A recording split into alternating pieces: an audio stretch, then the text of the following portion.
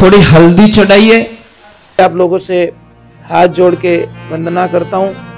हमारा जो चैनल है श्री सोनू महाराज, वो चैनल जरूर सब्सक्राइब करें और इन वीडियो को शेयर करते रहिए। सभी देवी देवताओं की एक बार बोलो राधे, और नाचने वाले भक्तों की। एक बात थोड़ा व्यापारी वर्ग के लिए, थोड़े आवाज मत कर जो, थोड़ी मेहरबानी कर जो। मैं आपसे एक निवेदन कर रहा हूं व्यापारी वर्ग के लिए, जिनको विश्वास है वो ही करे, जिनको विश्वास है वो ना करे, इतना ख्याल रखे, नहीं तो आपका टाइम बर्बाद हो जाएगा। जिसको भी कोई धंधे की प्रॉब्लम है, चाहे घर के क्लेश की कोई प्रॉब्लम है या अशांति का वातावरण है, तो अमावस्या पड़ेगी उस दिन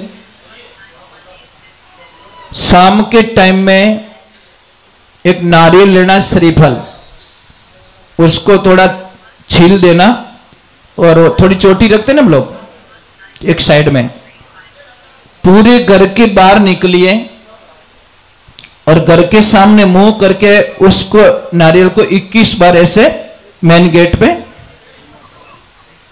घुमा के, राइट घुमाना, क्लॉकवाइज राइट, ऐसा मत घुमा देना, राइट घुमा के उस नारियल को वहीं तोड़ दो। फिर दोनों हाथ में वो ले लीजिए आधा आधा, परंतु उसको करना क्या, ऐसे फेंकना है, ऐसे विपरीत दिशा में, मतलब राइट वाला लेफ्ट और लेफ्ट वाला राइट में। और भगवान को बोलना है प्रभु हमारे घर में जो क्लेश है, प्रॉब्लम्स है, वो सारी आप लेके जाइए।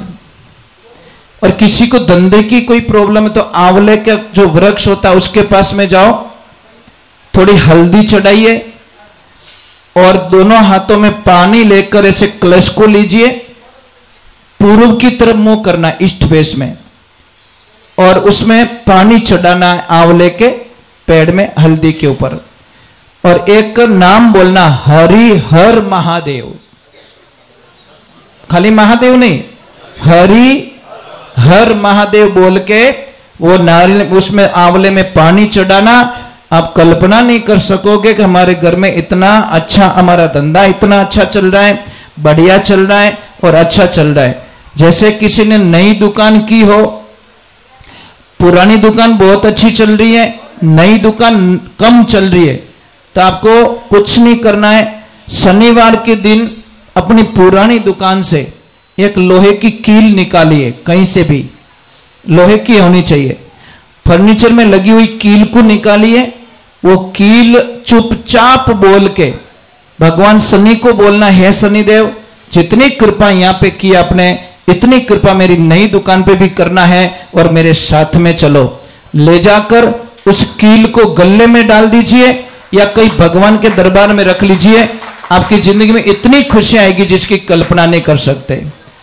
जिसके भी बच्चे पढ़ाई में कमजोर है, पढ़ाई में कई लोगों को बहुत सारी प्रॉब्लम्स होती है, बच्चे को याद नहीं रहता, बच्चे पढ़ना चाहते परंतु भूल जाते, पढ़ना चाहते परंतु भूल जाते। उस बच्चे के लिए क्या करना है, पूर्णिमा के दिन कोई देसी गौ रखता हूं, देसी गाय माता, वो नहीं चाहिए, जर्सी गाय, देसी गाय, वहां पे जाइए, आपके सामने उसको बोलिए कि अब इसका दूध मुझे चाहिए, थोड़ा बछड़े को पीने दो, और उसको इतनी रिक्वेस्ट करनी है कि मुझे आगे वाले थन है ना उसका दूध चाहिए, पीछे वाले नहीं, आगे वाले थन का दूध निकालिए और दूध निकाल के घर पे लाइए पूर्णिमा के दिन। फिर घर पे लाके खीर बना दीजिए, ड्राई फ्रूट जो भी डालना है, उस खीर को कम से कम 1-2 घंटे तक चंद्रमा का प्रकाश दिखाना है और फिर उस बच्चे को आप खिला दीजिए। आप कल्पना नहीं कर सकते, जो पढ़ना नहीं चाहता है वह भी बच्चा जबरदस्ती पढ़ाई में मन लगेगा और आप कल्पना नहीं कर सकते, इतनी बढ़िया बात है। ये ध्यान रखें, गाय के दूध में बहुत शक्ति होती है, परंतु अपने बूढ़िया लोग कहीं कहता है वेड़ारा वयोड़ा मोती निपजे। एक बात का ध्यान रखना, इस दुनिया में सारे लोग, आपका पार्टनर, आपका भाई, आपका सगा, आपका मित्र, आपका पड़ोसी, इनमें से कोई नहीं चाहेगा कि ये आदमी मेरे से आगे निकले। आपका पार्टनर कभी नहीं चाहेगा कि मेरे से अलग होने के बाद में मेरा पार्टनर मेरे से डबल कमाए। आपका दोस्त कभी नहीं चाहेगा कि मेरा दोस्त मेरे से ज्यादा कमाए। आपका भाई भी चाहेगा कि वो मेरे से पीछे रहे, आगे ना जाए। एक क्लास में पढ़ने वाला बच्चा कभी नहीं चाहेगा कि ये लड़का या लड़की मेरे से अच्छे नंबर लाए, मेरे से पीछे रहे। पर दुनिया में दो ही ऐसे महापुरुष होते हैं, वो चाहते कि ये लड़का हमेशा हमारे से आगे निकले। वो कौन होते? पेरेंट्स।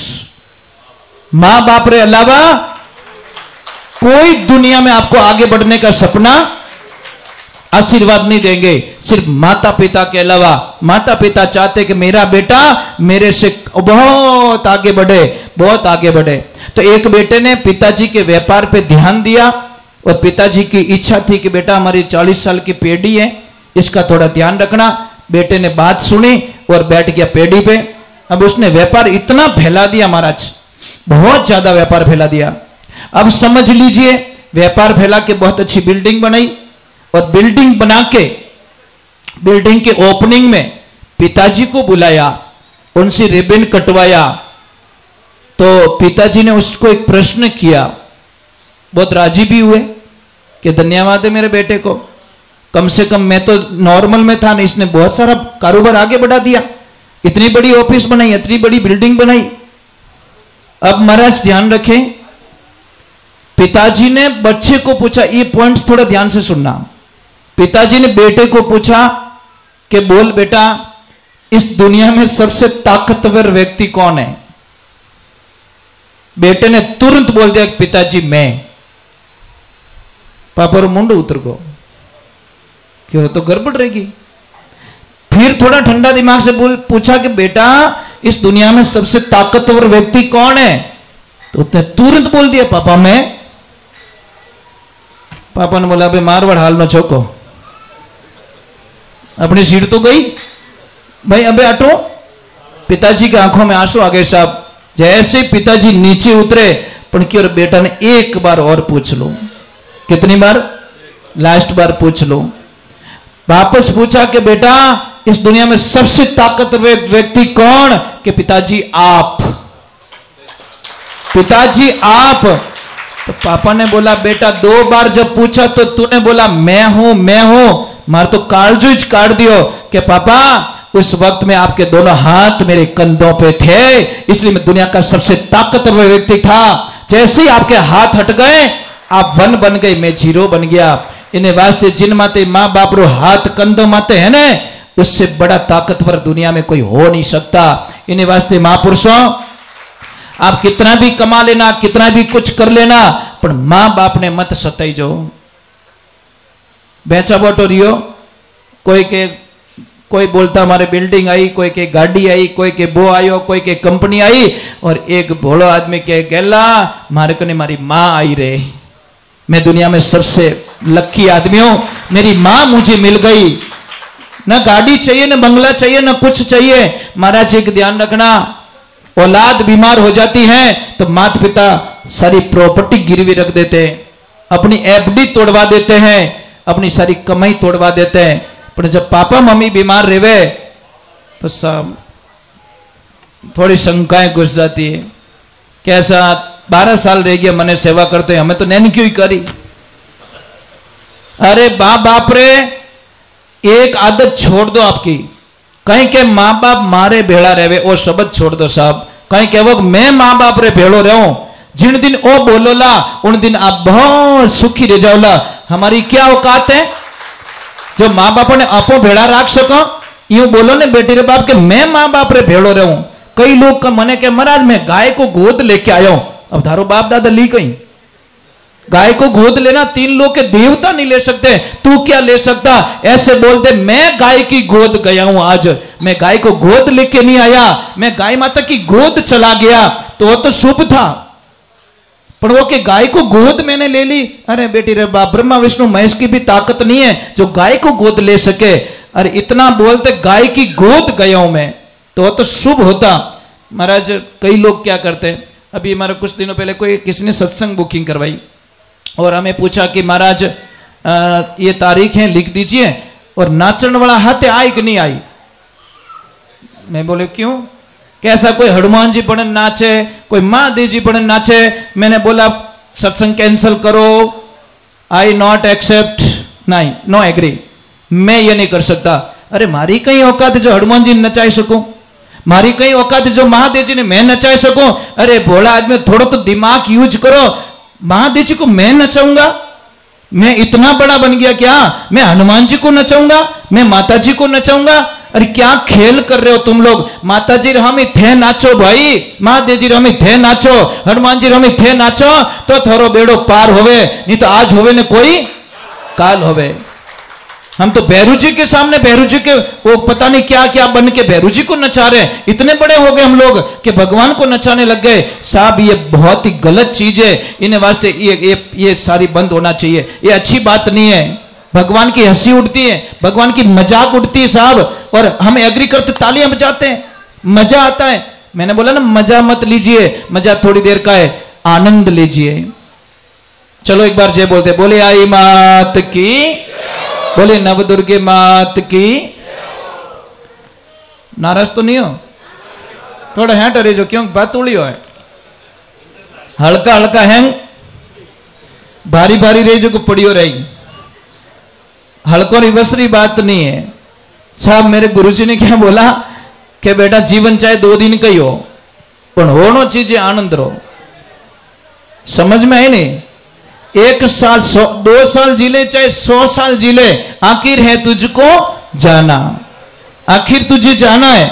मेरे गुरुजी कहा करते थे कि बेटा 100 किलो चांदी मत खरीदना, 1 किलो सोना खरीद लेना।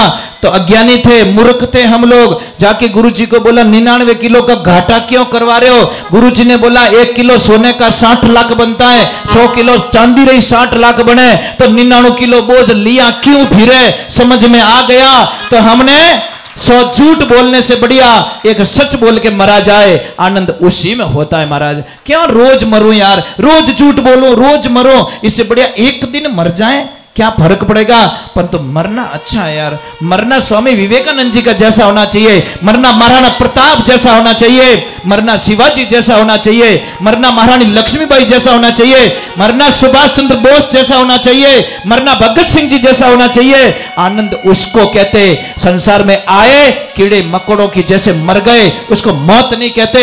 मौत भी इतिहास के पन्नों में लिखी जाए, उसको मौत कहते। महाराज क्या आए, क्या खाए, क्या पहने, ये हमारा वर्चस्व नहीं है। हमने देश के प्रति कितनी जागृति है, देश के प्रति बात कितनी करते हैं, देश के प्रति हमारी भावनाएं क्या है, वो मायने रखता है। पर्सनल जिंदगी, सेल्फ जिंदगी हमेशा दुख देती है। और जब आप आउट जाते हो, देश का सोचते हो, मातृभूमि का सोचते हो, तो आनंद कुछ और आता है। ये जिंदगी में ध्यान रखिए। अरे 2 दिन का जीवन यार। यहाँ पे कोई ऐसे बैठे हैं मां भारती के सपूत, जो अपने बेटे के जन्मते ही मन में ये शपथ ले ले कि इस बेटे को मैं फौज में भेजूंगा, बॉर्डर पे भेजूंगा इस बच्चे को मैं। है कोई देवी यहाँ पे? बहुत बहुत धन्यवाद आपको, एक हाथ ऊपर हुआ है, धन्य हो गया मैं। ये होना चाहिए यार, सपना ये होना चाहिए। क्या मेरे लिए वो बनाऊं, वो बनाऊं, वो बनाऊं। अरे ये तो सोचो, ये भगवान मुझे ऐसा बेटा देना, ऐसी बेटी देना जो बॉर्डर पे जाके, डंके की चोट पे जाके मेरी मातृभूमि की रक्षा कर सके। नहीं तो मेरा धरती पे आना सार्थक। धरती मारो कर्जो तो उतारो कि नहीं उतारो। एक छोटा सा भजन सुना देता हूं ताकि शंका निकल जाए। 5 कर्जे हमारे पे, कितने? जब तक ये कर्जे नहीं उतारेंगे हमारी मुक्ति होने वाली नहीं है।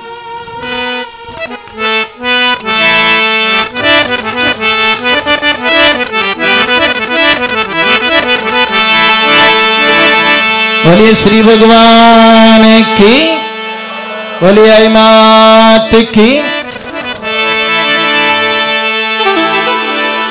सूरा होना सेज है,